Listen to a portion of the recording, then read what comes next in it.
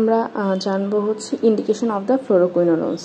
তো নর্মালি ফ্লোরোকুইনোলোনসের আমরা 4টা জেনারেশন জানি, 4th generation, 2nd generation, 3rd generation and 4th generation. তো জেনারেশন ভিত্তিক আমি এটাকে ক্লাসিফাই করব।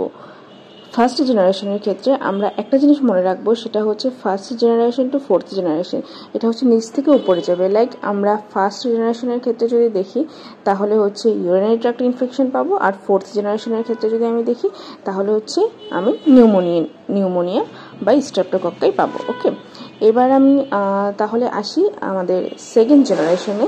সেকেন্ড জেনারেশনের ক্ষেত্রে আমি একটা জিনিস মাথায় রাখবো, সেটা হচ্ছে সেকেন্ড জেনারেশন অলওয়েজ গ্রাম নেগেটিভ ব্যাকটেরিয়া হবে, আর 4th জেনারেশন অলওয়েজ গ্রাম পজিটিভ ব্যাকটেরিয়া দিয়ে হবে।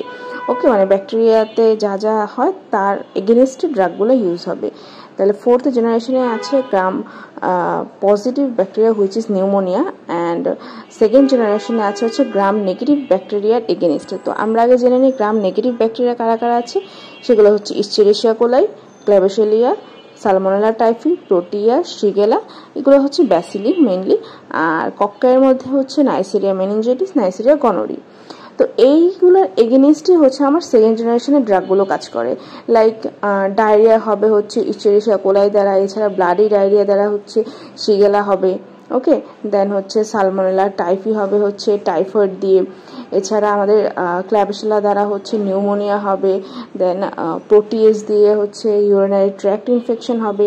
এছাড়া আমাদের কক্কাইগুলো যেগুলো আছে মেনিনজাইটিস, গনোরিয়া দিয়ে মনে রাখবো আমরা, গনোরিয়া হবে, মেনিনজাইটিস হবে। এছাড়া গনোরিয়ার সাথে হচ্ছে আমরা সিফিলিস, যেগুলো এসটিডি, সেক্সুয়াল ট্রান্সমিটেড ডিজিজ, ওইটাও মনে রাখবো।